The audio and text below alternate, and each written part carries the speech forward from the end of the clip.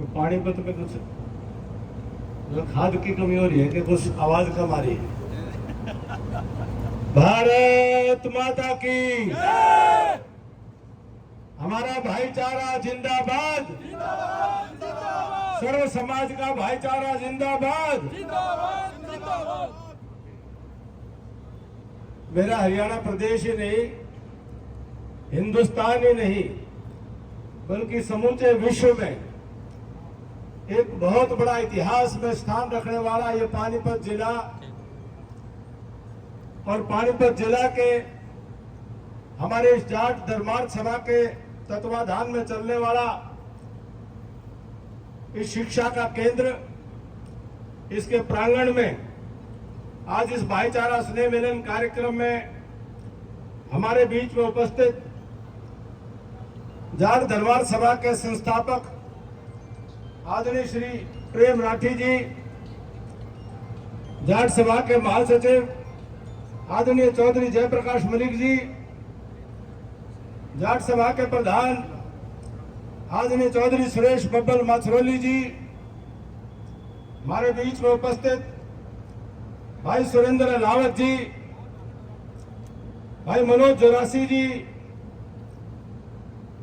बलराज जी पूर्व सरपंच, सुभाष कोहाड़ जी, राजेंद्र छोकर जी, मुकेश राठी जी, सुमेर सरपंच,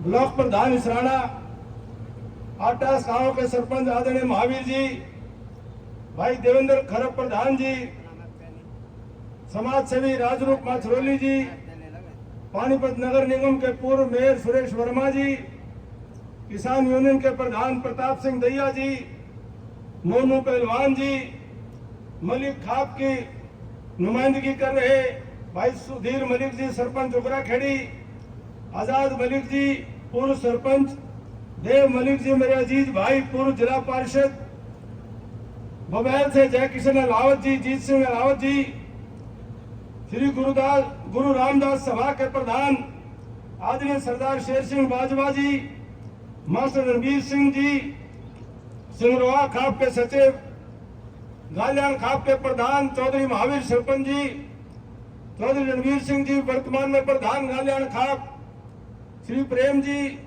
आदरणीय मास्टर प्रेम जी जो हमारे राज्यपाल महोदय आदरणीय देवव्रत जी के भाई हैं, आटा गांव के सम्मानित सरपंच भाई दिलबाग जी, जोरासी से अजमेर गालियान जी, श्री कुलदीप कोल्ला जी, धर्मेंद्र पावटी जी, राजरूप और अनूप जी, अनिल जी, मंच पर उपस्थित सभी मेरे सम्मानित विभिन्न सामाजिक और राजनीतिक संगठनों के पदाधिकारीगण, कार्यक्रम में उपस्थित इलाके के सम्मानित सरदारी, मेरे पिता तुल्य बुजुर्गों, पूजा के योग्य मातृशक्ति, नौजवान साथियों, पत्रकार, छायाकार और कलाकार मित्रों, सबसे पहले तो मैं ये सर्व समाज जब जहां इकट्ठा हो जाता है वो धरती देव भूमि हो जाती है और सर्व समाज के प्रतिनिधि और सर्व समाज की सोच को लेकर के काम करने वाले, अपने अपने घरों परिवारों से निकल करके समय देने वाले लोग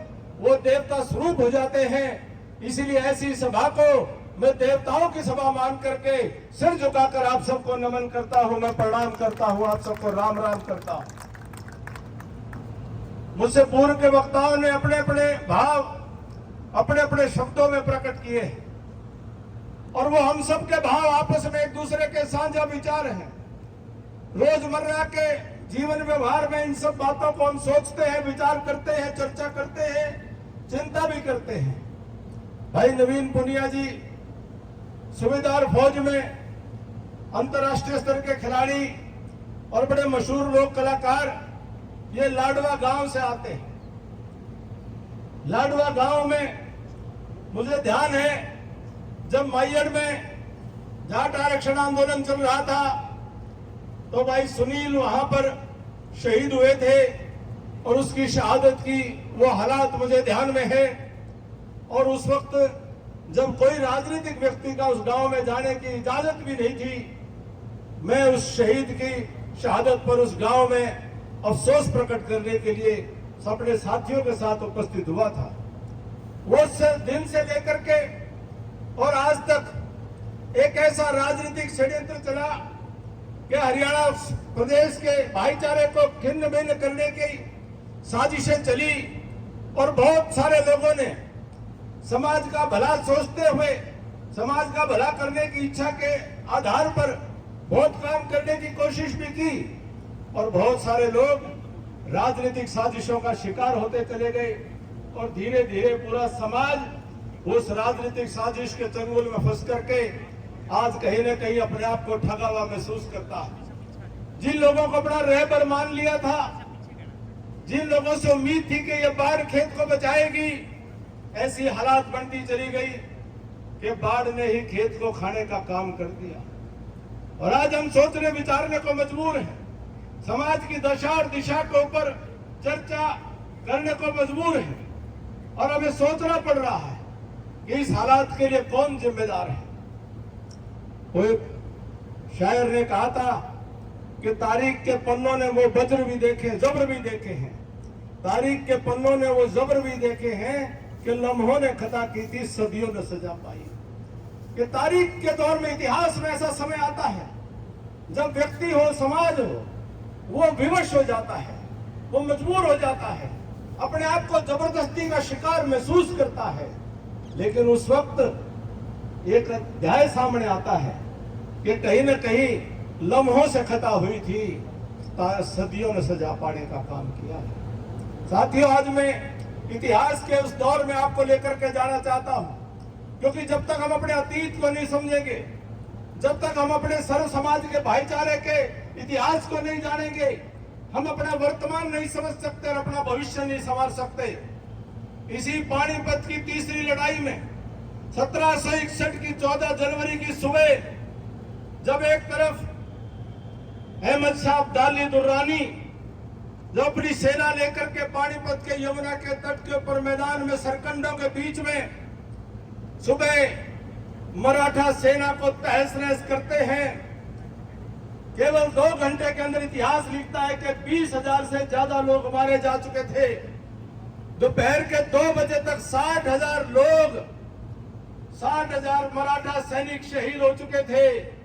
इसी पानीपत की धरती ने हमारे भारत के इतिहास को बदलते हुए देखा है और भारत के उस तारीख के पन्नों में उस गलती को सही सामने भुगता है और उसको समझने का कोशिश की है।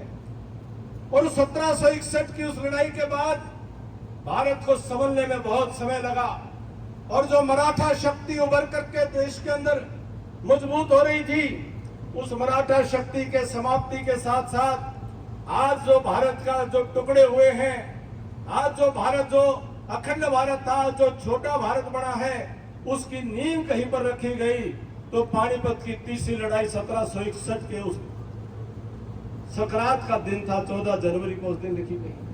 उसके पीछे का इतिहास क्या था जिसको हमें जानने की जरूरत है। मराठा चल करके आए थे पूना से और लंबी लड़ाइयों के माहिर थे। पेशावर तक मराठा साम्राज्य था। लगातार लड़ाइयां लड़ लड़ करके मराठा सैनिक कहीं न कहीं थकान में भी थे, लेकिन निर्णय हुआ कि अहमद शाह अब्दाली दुर्रानी चल करके सेना लेकर के आ रहा, उसको रोकना है और उसके साथ दिल्ली पहुंचने से पहले लड़ाई लड़नी है। तो यहां भरतपुर पहुंच करके लोहगढ़ के किले में महाराजा सूरजमल के साथ में बातचीत की जाती है।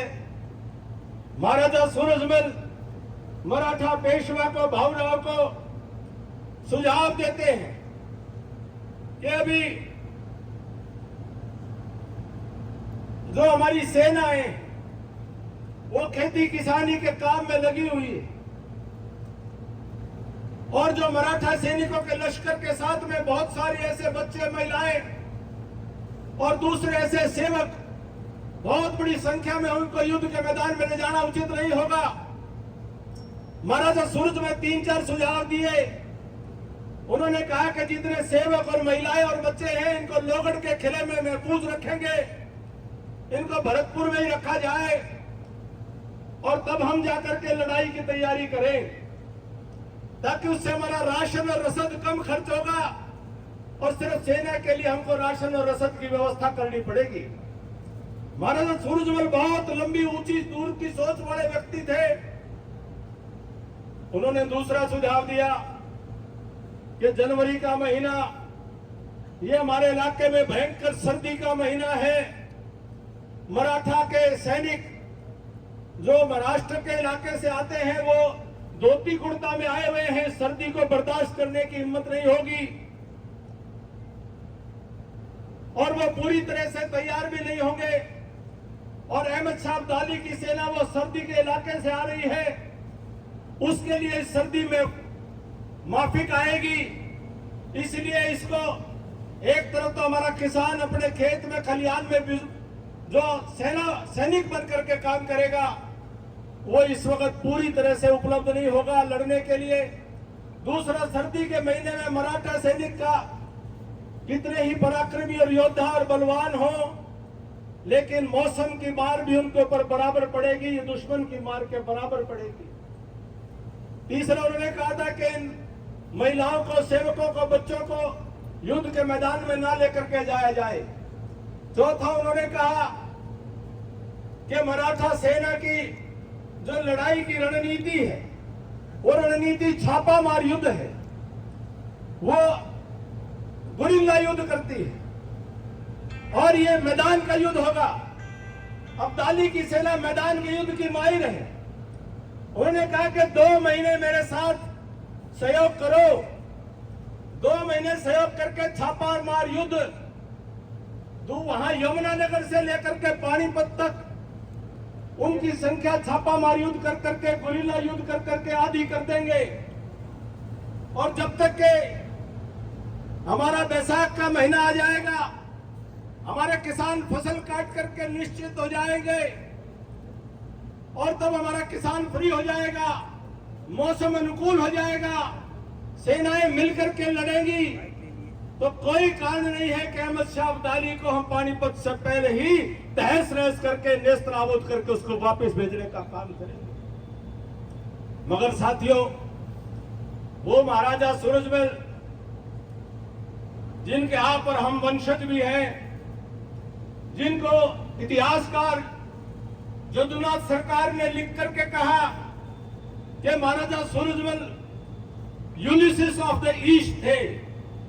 यूनान के इतिहास में एक सम्राट, उनको किसी भाषा में ओडिसी कहा जाता है और किसी भाषा में यूलिसिस कहा जाता है। और जदुनाथ सरकार लिखते हैं कि महाराजा सूरजमल वो यूलिसिस ऑफ द ईस्ट थे। उसका मतलब क्या था? उसका मतलब था कि वो राजनीतिक तौर पर बहुत समझदार थे, बहुत चतुर थे, बहुत सूझवान थे। वो जो लड़ाई की रणनीति होती है उस रणनीति की बहुत समझ रखते थे। अनावश्यक युद्ध न करके वो सही समय पर और सही लड़ाई का मैदान चुनने का उनकी बहुत बड़ी क्षमता थी।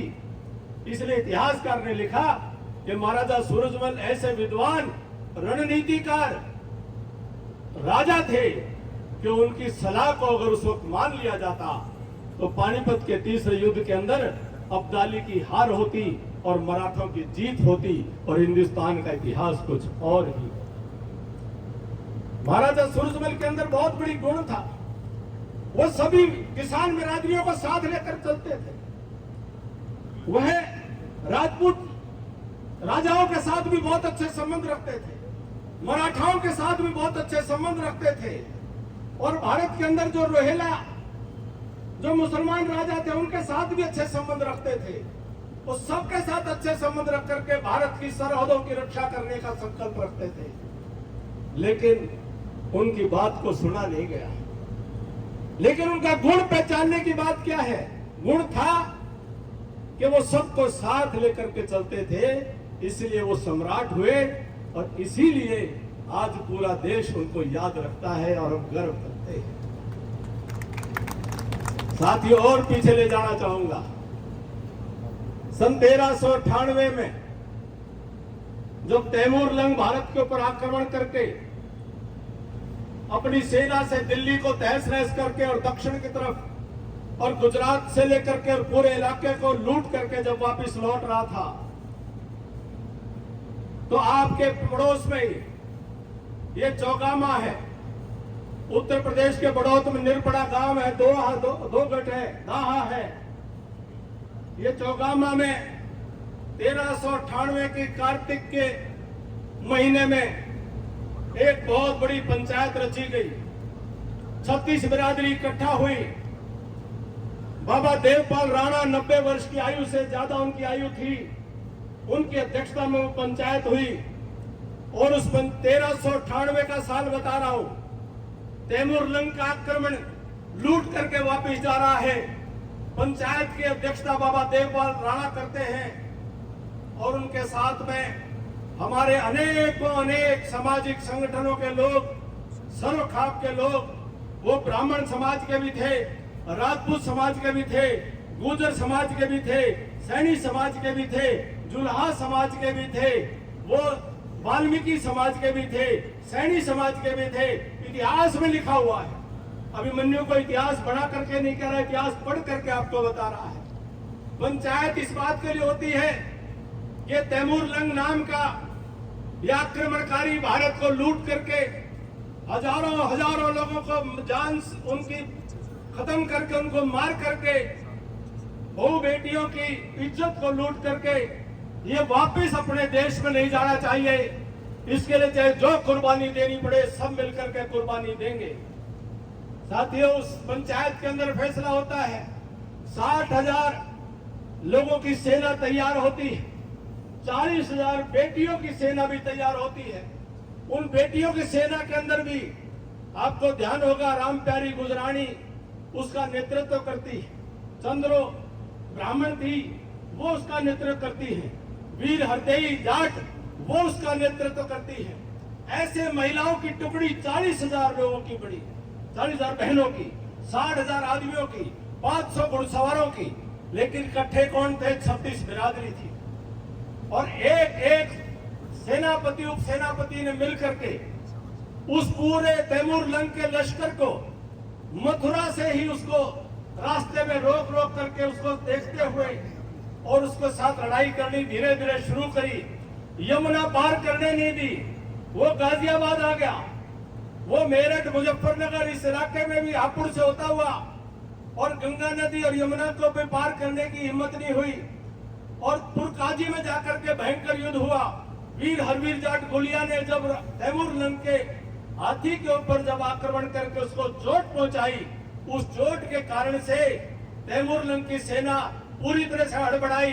वो पहाड़ियों के ओट में, देहरादून से लेकर के पोंटा साहिब तक पहाड़ियों की ओट में तैमूर लंग की सेना किसी तरह से बचा करके निकली और तैमूर लंग अपने देश वापस नहीं जा पाए। उस चोट के कारण से वो मारा गया था, जो आपके सर्वखाप ने छोड़ दी। इस सर्वखाप की ताकत मैं इतिहास क्या बताना चाह रहा हूं कि जब सर्वखाप इकट्ठा होती, जब 36 बिरादरी इकट्ठा होती, तो हमारे देश का इतिहास बदल दिया जाता है, इतिहास लिख दिया जाता है। और जब हमारी आपस की हम एक दूसरे के ऊपर छींटाकशी, टीका टिप्पणी, गलत तरीके की बातें करने लगते हैं तो हम कमजोर हो जाते हैं। अब आपको ले जाना चाहता हूं, मैं 1857 में सोरम गांव में पंचायत होती है।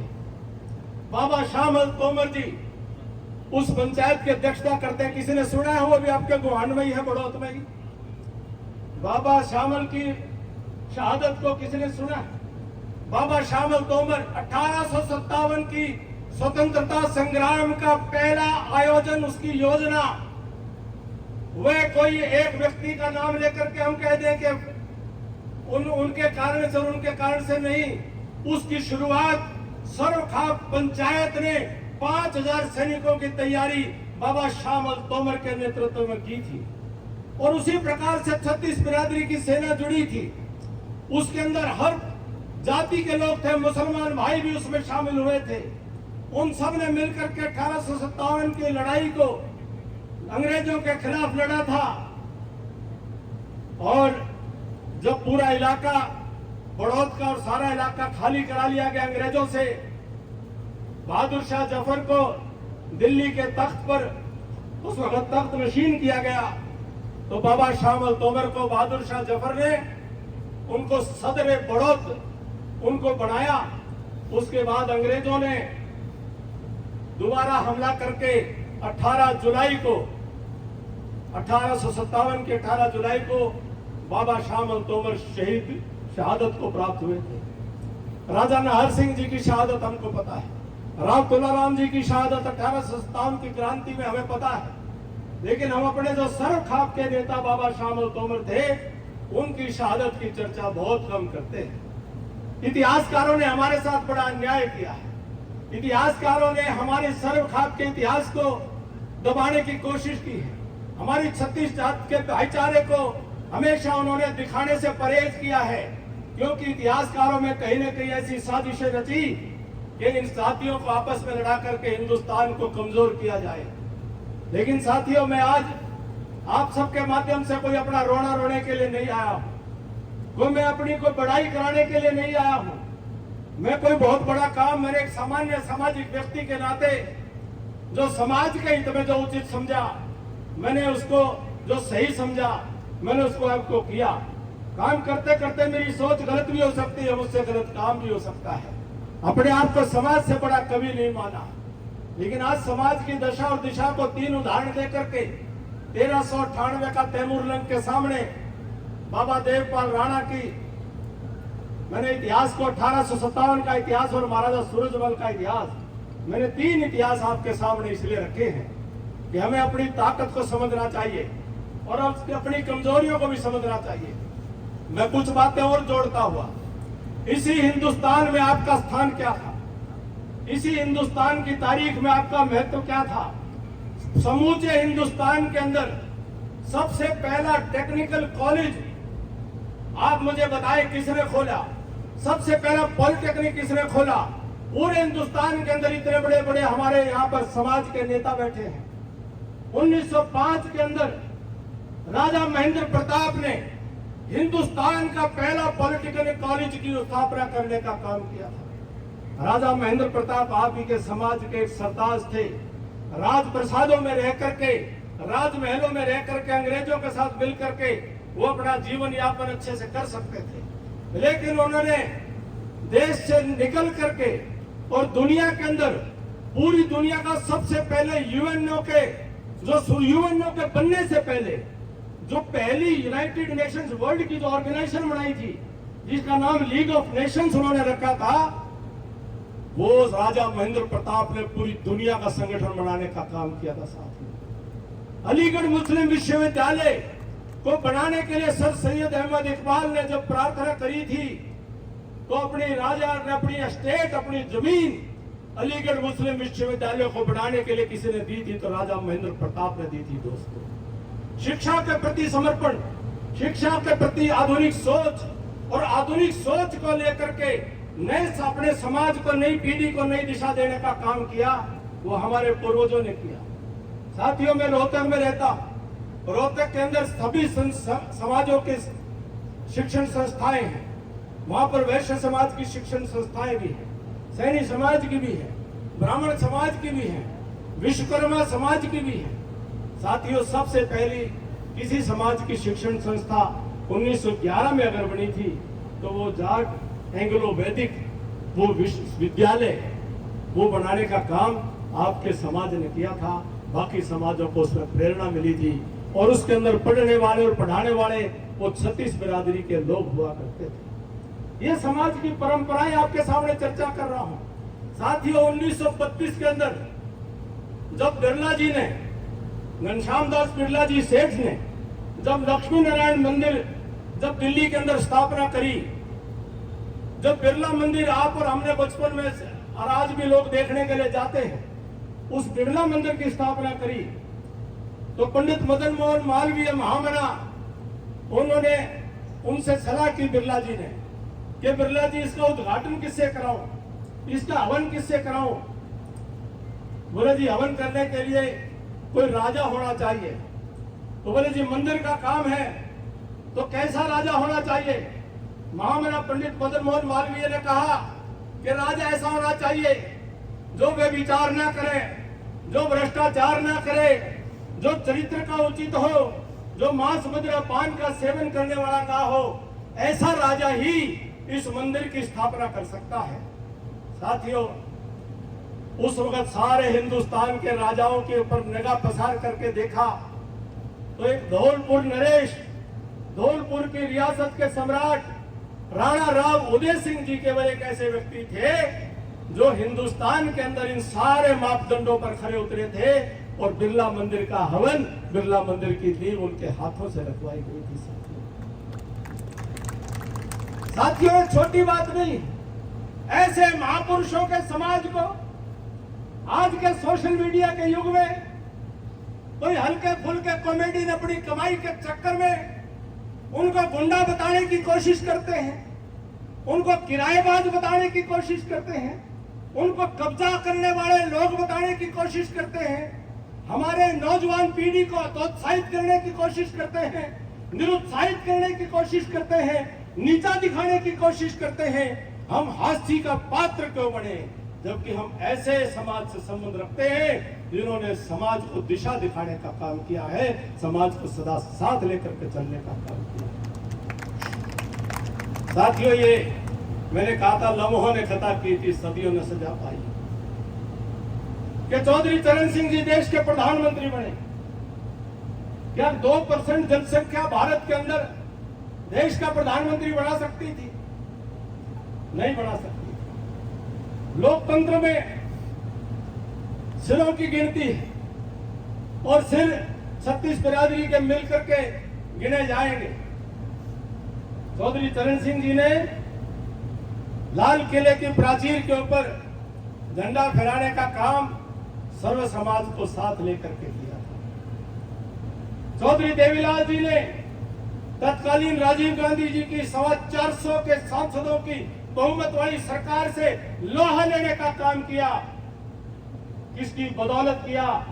स्वर्गीय चौधरी देवीलाल जी ने 36 बिरादरी का एक फूल चुन करके एक शानदार गुलदस्ता बनाने का काम किया।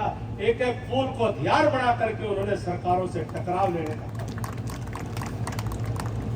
साथियों, ये गुण था सबको साथ लेकर चलने का। हमारे पूर्वजों ने हमको संस्कार में दिया है। हमारे इलाके के अंदर, बिहार और दूसरे राज्यों के अंदर इतिहास में आता है कि अनेकों जातीय हिंसाएं सामाजिक हुई, लेकिन हरियाणा और हमारे इलाके के इतिहास के अंदर कभी जातीय हिंसाओं का इतिहास नहीं रहा। हमने काका ताऊ का नेक, हमने गांव की बेटी का जो बटेऊ गांव में आ गया तो उसको गांव का बटेऊ मान करके उसका सत्कार करने का काम किया। हमने गांव की धी को दूसरे गांव में बारात और जनेत के रूप में जाकर के पहले धी का मान, ध्यानी का मान करके आए हैं, तब जाकर के उस गांव की बेटी को ब्याह करके अपने गांव में लेकर के आए।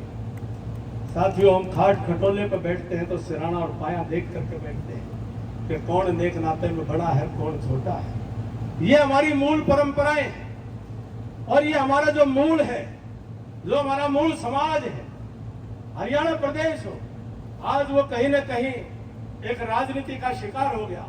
किसी ने उसको 35 का नाम दे दिया, किसी ने कोई नाम दे दिया, किसी ने कोई नाम दे दिया। लेकिन साथियों, राजनीति तो राजनीतिक लोग अपने अपने तरीके से करेंगे। लेकिन सर छोटूराम ने जो कहा था, ए बोले किसान दो बात ले जान, बोलना ले सीख और दुश्मन को पहचान। हमें देखना है कौन हमारा रहबर होगा, कौन हमारा रुखाड़ी होगा। हम अपना सीरी साजी वो भी देख करके रखते हैं कि भी ये हमारा खेत की रुखाड़ी ठीक तरह से कर पाएगा कि नहीं कर पाएगा। और जिसको हम राजा बनाने की बात करें, हम जिसको रहबर मान करके सारी ताकत उसके साथ लगा दें और वही हमारी ताकत का सौदा करने लग जाए, वही आपके द्वारा दी गई ताकत को बेचने लग जाए, वही समाज की दी हुई वोटों के आधार पर राजनीतिक सौदेबाजी करने लग जाए, तो फिर आप किसके ऊपर भरोसा करोगे? साहब, सर छोटूराम ने कहा था, किसी एक सवाल का जवाब एक लाइन का सवाल हो, उसका उत्तर एक लाइन में नहीं दिया जा सकता। दुश्मन को पहचानना बहुत बड़ी बात है, मेरे बस की बात नहीं है। बताइए, बोलना ले सीख, इतना ही कहूंगा, बोलना ले सीख। साथियों, बोलना चाहिए। सर छोटूराम की किताब बेचारा जमींदार में लिखा है, बोले किसान तो अपने हकों के लिए बोल, तू आवाज तो उठा, जरूरत पड़ने पर चीख, चित्कार कर, चिल्ला, लेकिन तू आवाज तो उठा, बोलो तो सही, बतलाओ तो सही। अपने कहावत है, पता नहीं को बुरा ना मानियो भाई, बोला जाट बोलता था शर्मावा, लड़ता नहीं शर्मावा। तो ठीक कहूं जी, बोला आपस में बोल बतलावे नहीं, बात करे नहीं, लेकिन लड़ने में जो है ना जमा दे के लावे। अरे को के क्या है, बोला गंडा नहीं दे, बेली दे दे हैं, नहीं बेली दे देगा, गंडा नहीं देगा। और फिर एक और क्या ना, बोला के बताओ सारी बात कहनी ठीक हो रही माइक के, बोला जो है बाकी एक लाइन आप जोड़ लिया, बोला अपने ना मारे, एक तो महस का जाया, अरे बोला अपने ने, तो ये कहां से आ गई, ये कौन ले आए? राजी हो जाए, बोला हम 16 दूनी 8 में राजी। हाँ, अरे 16 दूनी 32 क्यों, 16 दूनी 32 तो हुए हैं, तुम 8 क्यों हो, तुम 16 दूनी 64 क्यों नहीं करते भाई, आधे क्यों हो दूनी कर करके भी, तो दूनी कर कर भी आते हो जाओ। फिर समझने की बात यह है कि हमें अपने गणित को बदलना पड़ेगा। ये जमीन से जमींदार, और जमींदार कहलाने का हक सर छोटू राम ने हमें दिया था। उन्होंने जमीन हमारी जो गैन रैन रखी थी, उस जमीन को छुटवा करके, और जो आज आपके और हमारे सिरों पर ये पगड़ी हम एक दूसरे के सर पर बांध रहे हैं, चाहे हरियाणा हो और चाहे आज पाकिस्तान का पंजाब हो, हरियाणा का पंजाब हो, यहाँ के जमींदार को अगर जमींदार कहलाने का हक किसी ने दिया तो साहिब आजम सर छोटू राम ने दिया। साथियों, उस जमीन से हम जमींदार हैं, और इतने सालों से इस जमीन ने हमको पाला पोसा है, और इस जमीन के कारण से हमारी अर्थव्यवस्था चली है। आज खेती किसानी हमारा पहला पेशा जरूर है, लेकिन अब दौर बदल गया है, अर्थव्यवस्था बदल गई है। और मुझे खुशी हुई किसी ने सम्मान करते हुए कहा कि पानीपत के जाट अब कमर्शियल हो गए हैं। मैं हंसू था, मका इतनी चादर पर आदि, मका पानीपत में चादर भी बड़े लागी के, और चादर खूब पर आदि। तो बात आई भाई, हाँ मैं थोक में पर आदि, गर्मी के दिनों में जाडा पाऊंगा, फिर ठीक ढंग से जितनी जरूरत उतने काम बड़े ले जाऊंगा। कहने की बात यह है कि अब दौर बदल रहा है। एक महत्वपूर्ण बात है, क्योंकि एक कमर्शियल सोच समझ रखने वाला इलाका है।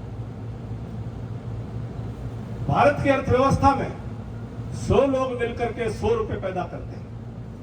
100 लोग अगर हैं तो 100 रुपए पैदा करते हैं। उस 100 रुपए में से कृषि और खेती व्यवसाय से जुड़े हुए लोग, जो कृषि के अंदर डेयरी भी आ गया, मुर्गी पालन भी आ गया, सब आ गया, वो और उसके मजदूर, खेती के मजदूर भी सब आ गए।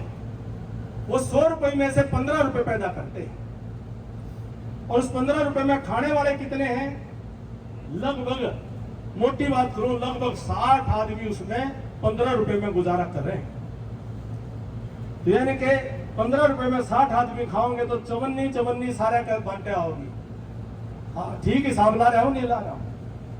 और बाकी जो है 40 पैसे में, जो बाकी 85 पैसे में 40 लोग हैं, 100 में से 15 रुपये गए तो 85 रुपए बच गए, और 60 लोग खेती के अलावा बचे 40, तो 85 रुपए में क्या जने खाओगे 40, उनके बांडे कितने कितने आए? कम से कम 2-2 रुपये आए कि नहीं आए? जो खेती छोड़ कर दूसरा काम धंधा करे उसने तो 2-2 रुपये मिले, और जो सिर्फ खेती पर रहेगा उसके बांडे 25-25 पैसे आओगे, 54 आओगे। लेकिन ये आज की हकीकत है, ये दुनिया की हकीकत है। मैं दुनिया के आधे देशों में घूम लिया, ये किसान खेती कृषि अर्थव्यवस्था का, आधुनिक अर्थव्यवस्था के मॉडल में ये कृषि और किसानी की यही स्थिति है। इसलिए सर छोटू राम ने कहा था, आपको याद हो कि किसान, तेरे 2 बेटे, तेरे बेटे को एक को बड़ा किसान और एक को बड़ा जवान, ताकि एक बेटा जो है वो तनख्वाह आए, महीने की तनख्वाह अपने घर में लेकर के आए, और दूसरा बेटा जो है वो खेती किसानी करके अपने पूर्वजों की पेशे को भी कायम रखे, परिवार को भी पालता रहे, अन्न और अनाज पैदा करता रहे, और देश और दुनिया का पेट भी भरता रहे, अपना धर्म भी पूरा करता रहे। और दोनों भाई, तेरे जो बैल हैं, तेरे जो दो बड़द हैं, उन दोनों बड़द की तरह से दोनों भाई मिलकर के परिवार का गुजारा करें। कहने का 100 साल पहले सर छोटराम ने जो बात कही थी कि दो दो पेशे अपना लो, खेती का पेशा छोड़ने का कोई सुझाव नहीं है। वो हमारा दादा लाई है, वो हमारा धर्म है, वो हमारी माँ है, हमारी माँ से हम दूर नहीं हो सकते। लेकिन साथ के साथ में हमारे माँ के द्वारा दिए गए जो हमारा, उससे हम और सहयोग से उसको पुष्ट करें, और वो सहयोग दूसरे काम धंधे, पेशे, नौकरी, स्वरोजगार कुछ भी करो। ये खेती हर लोगों के लिए सर छोटराम का संदेश था। आज मैं उसी को दोहरा रहा हूं कि दूसरा साथ में काम जोड़ना बहुत जरूरी है। तो ये किसान का संदेश ये केवल एक बिरादरी के लिए नहीं है। हमारा जो मूल समाज है, धरती के ऊपर निर्भर समाज है, हम सब इससे जुड़े हुए हैं, हम सब इसकी भाषा को और इस संस्कृति को समझते हैं। साथियों, मैं बहुत सारी बातें मेरे मन में हैं। मैंने पूरे हरियाणा के अंदर ये अभियान की शुरुआत आपके सहयोग से करी है कि जो सही सोच वाले लोग हैं, समाज में जो सकारात्मक सोच वाले लोग हैं, जो समाज की सृजन शक्ति है, समाज की सात्विक शक्ति है, उसको इकट्ठा करेंगे, उसको संग्रहित करेंगे, उसको साथ लेकर के समाज को नई दिशा देने का काम करेंगे। नई दिशा नहीं है, हमारे पूर्वजों के इतिहास में हमको जो बताई दिशा है, सही दिशा में लेकर के हम चलने का काम करेंगे। और इसमें आप सबका साथ और सहयोग मिला है। मैं बहुत आभारी हूं कि पानीपत की सरदारी ने, बड़ी सूझवान सरदारी ने इतनी बड़ी संख्या में आकर के इस कार्यक्रम में सहयोग किया है। सारे विषय को मैं एक कार्यक्रम में नहीं रख सकता हूं। जो मेरे सीने में दफन है, बहुत सारी बातें हैं, वो एक मंच पर रख नहीं पाऊंगा, लेकिन आप हर एक जिले में जाऊंगा, जिले से कस्बों में जाऊंगा, जरूरत पड़ी तो दिल्ली, राजस्थान और उत्तर प्रदेश में भी जाऊंगा। लेकिन अपने समाज को, अपने मूल समाज को इकट्ठा करके समाज की जो बड़ी संस्कृति थी, उस भाईचारे की संस्कृति में सबको जोड़ने का काम आप सब साथ मिलकर करें। सर छोटराम की एक बात का सुझाव देता हूं कि बोलो बतलाओ, लड़ने झगड़ने की जरूरत नहीं पड़ेगी। आपस में बात करो, आपस में बोलो। एक बार में नहीं समझेगा, दो बार में नहीं, दो बार में नहीं, तीन में नहीं, तीन में नहीं, चार बार नहीं, 5 बार, जितना मर्जी। संवाद के अलावा कोई तरीका नहीं है सद्भाव बढ़ाने का। संवाद से ही सद्भाव बढ़ेगा। जिससे किसी से तकलीफ है बात करो, भाई से तकलीफ है बात करो, पड़ोसी से तकलीफ है बात करो, दूसरी बिरादरी वाले से तकलीफ है बात करो, उसको बातचीत करोगे, उसको भी समझ में आएगा। आपसे, अपने से, मेरे से कोई गलती हुई है, सुनने की बर्दाश्त भी रखो कि मैं सुनूं। हाँ भाई, कोई मुझे गलत बता रहा है तो उसके मन में कोई बात होगी, उसको सुनो। ये हमारी सुनने की ताकत जो बड़े बुजुर्गों ने हमें सिखाई थी संस्कार में, ये बहुत बड़ी ताकत थी।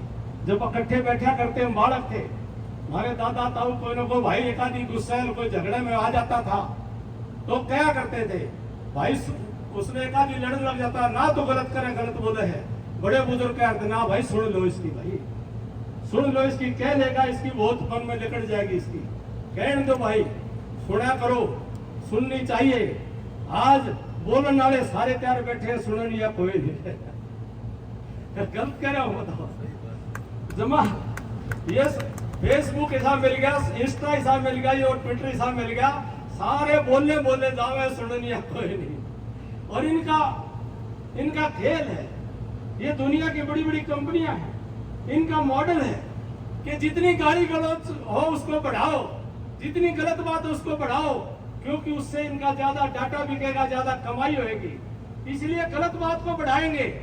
अभिमन्यु कोई सही कहेगा, उसकी बात को ये दबा देंगे, और जो कोई जो है उल्टा पुल्टा बोलेगा, कोई गेट तोड़ेगा, यूनिवर्सिटी का जाकर के उसने गढ़ा के खाओगे, बिला बहुत एक बैठो गेट तोड़ दिया, कोई जाकर गंदा बोलेगा, उसने बढ़िया बताओगे, कोई गंदा जवाब देगा, उसने और बढ़िया। ये आज हमारे समाज का चरित्र, यह चित्र नहीं था। आज के दिन समाज के नेताओं को सोशल मीडिया पे देखता हूँ सारा दिन गुस्से में पड़े रहे हैं, सारा दिन तो लड़ाई झगड़े के प्यार पड़े रहे हैं। मैं किसी का नाम नहीं लेता, एक राजस्थान में भाई हैं 2-3, वो भी सारा दिन गाली देते रहे हैं, सारा दिन गाली गलौज करें जाए। ये हमारी पहचान नहीं थी।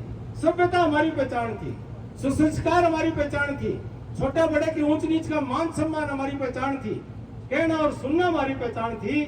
हमारी पहचान गाली गलौज देना कभी हमारी पहचान नहीं थी। चौधरी चरण सिंह जी ने कभी ऊंचा नहीं बोला, चौधरी छोटूराम ने कभी ऊंचा नहीं बोला तो देश के अंदर उनका रुतबा बढ़ा, उन्होंने समाज को इज्जत दिलाने का काम किया। तो इसीलिए आज हमें ऐसे आदर्श, जो हमारे भाई माछरोली से भाई साहब कह रहे थे कि भाई हमें हमारे नायक, हमारे आदर्शों को हम किस प्रकार के लोगों को साथ दें। क्या हम ये गाली गलौज या ये गेट तोड़ने वाले लोगों का साथ देंगे? क्या ऐसे लोगों को हम अपने, जिनको अपने घर में नहीं, हम ड्राइंग रूम में नहीं बिठाना चाहते, उन लोगों के नारे लगाएंगे हम?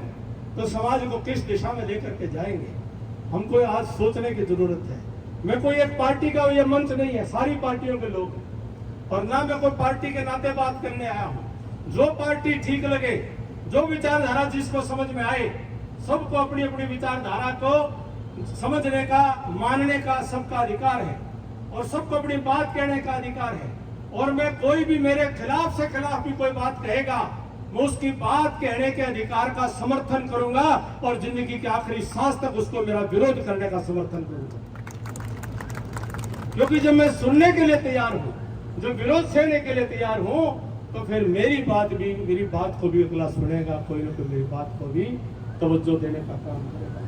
ये राजनीति, ये हमारे सिर फोड़ने का, एक दूसरे का खिलाफ ये लड़ाई झगड़ा, एक दूसरे के परिवारों को नष्ट कर देने का, एक ये हरियाणा को जला देने का, एक दूसरे के घरों को बर्बाद कर देने का, ये राजनीति कहां से हो गई? ये तो मुगलिया सल्तनत के अंदर तो आपस के अंदर लड़ाई लड़ करके कोई बेटा बाबू को मार दे, बाबू बेटा को मार दे, उनकी संस्कृति को हमने कब अपना लिया? ये हमारा संस्कार नहीं था। और हमारे समाज के अंदर मुझे बड़ी तकलीफ के साथ कहना पड़ता है, कोई राजनीतिक व्यक्ति इसको बुरा ना माने, मैं भी राजनीति में हूं, लेकिन कोई किसी पार्टी से, ये पुराने साथी कई कह देते हैं, हरियाणा में रवायत थी कि नौकरियां पर्चियों से दी जाती थी, रवायत थी, इस रवायत में चल रहा था। आज भी कई लोग कहते हैं हम तो पर्ची देते थे, हमारी पर्ची ली जाती थी, पर्ची में नौकरियां मिलती थी, आज भी कहते हैं। और कई कहते हैं पर्ची फेर लेंगे और फिर पर्ची पे करेंगे, कहते हैं। तो फिर उन पर्ची को देने वाले लोगों ने फिर चौधरी ओम प्रकाश चौटाला की कैद क्यों करवाई थी, कोई मुझे बता दो। वही लोग हैं जो उनको पर्ची लेने का, नौकरी देने पर उनकी कैद, मेरे राजनीतिक दूसरी पार्टी के हैं, लेकिन वो पर्ची लेने के ऊपर उनको कैद हुई, पर्ची में नौकरी देने पर कैद हुई। और वही लोग कहते हैं बोला हम पर्ची दिया भी करते, जिनने कैद कराई, जिन्हें मुकदमा चलाया, जिन्होंने उनको जो है जीते जी मारने का काम करा, वो लोग यूं कहते हैं बोला हम तो पर्ची दिया भी करते और पर्ची आगे भी देवांगे। अब ये बताओ, ये विरोधाभास है कि नहीं है? इस चीज को कौन समझेगा, कौन चर्चा करेगा? इसलिए मैं कहता हूं शांत वातावरण में आपस में मिलकर के चर्चा करो, बातचीत करो। एक निवेदन नौजवान भाइयों से, सोशल मीडिया पर जातिवाद को, एक दूसरे को गाली देने का संस्कार चल पड़ा है।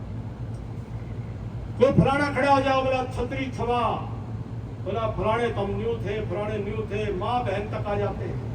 कोई फलाना कहेगा बोला उसके भाई 3 खसम 4 खसम, तो पता नहीं क्या क्या बात करते हैं। बड़े बड़े विद्वान बनते हैं, बड़े बड़े टेलीविजन के ऊपर आते हैं, लेकिन अकल नाम की चीज नहीं है। जिन्होंने कभी एंथ्रोपोलॉजी नहीं पढ़ी, जेनेटिक्स नहीं पढ़ा, वो डीएनए का ज्ञान देते हैं। जिन्होंने कभी समाज शास्त्र सोशियोलॉजी नहीं पढ़ा, वो समाज का ज्ञान देते हैं। जिन्होंने कभी इतिहास नहीं पढ़ा, वो इतिहास के ऊपर बात कहते हैं। बड़ी हैरानी है कि सोशल मीडिया पे जो जितना गंदा बोले उसको ही लोग ज्यादा सुनने को चल पड़ते हैं और उस पर टिप्पणी करते हैं। तो मेरा निवेदन है भाई, कोई कितना गलत बोले अपना मुंह खराब करेगा, अपनी जुबान गंदी करेगा, अपने घर में ही उसके ही बच्चे उसको देखकर शर्माएंगे, उनकी बातों का प्रतिकार करने की जरूरत नहीं है। आप उनके साथ में गंदगी में मत पड़ो, वो कहते हैं कि भाई वो सुअर के साथ लड़ोगे तो सुअर के बाड़े में फिर मिट्टी और गंद आपको भी लगेगा। जो गंदा है, गंदी बात बोलता है, गंदी भाषा बोलता है, गंदी भाषा, उसके साथ में अगर पढ़ोगे तो फिर मैला होना पड़ेगा। तो नहीं पढ़ना चाहिए, मेरा सुझाव है। बाकी आप सियाने हो और यूं है, मैंने भी यूं मान लिया भाई मेरी भी उम्र होली, अब मैंने भी अब कहना चाहिए, अगली पीढ़ी को कुछ बातें बतानी चाहिए। जो मेरा अनुभव है, आज सीखने को तैयार हूँ, समझने को तैयार हूँ। जो बातें आप बताएंगे उन बातों के ऊपर अमल करने के लिए भी आपके साथ मिलकर के तैयार हूँ। यही निवेदन करने के लिए आज मैं आपके बीच में उपस्थित हुआ। जैसे मैंने कहा कि सीने में बहुत तूफान बहुत है, लेकिन एक बार में सारा निकालना मुश्किल है। लेकिन आप सब साथियों का साथ मांगता हूँ, बुजुर्गों का आशीर्वाद मांगता हूँ कि हम मिलकर के अपने हरियाणा और अपने 36 बिरादरी के भाईचारे को फिर से कायम करेंगे और सर्व समाज की शक्ति को फिर से स्थापित करेंगे। आप सबका सहयोग मांगता हुआ, आप सबने जो मान सम्मान बख्शा है, आप सबका दिल की गहराइयों से आभार व्यक्त करता हूँ। सर झुकाकर सरदारी को प्रणाम करता हूँ, सर झुकाकर सभी देवताओं को नमन करता हूँ। आप सबका बहुत बहुत धन्यवाद। जय हिंद, जय भारत। मेरे साथ मिलकर नारा लगाएंगे, सर्व समाज का भाईचारा जिंदाबाद, भाईचारा जिंदाबाद। बहुत बहुत धन्यवाद।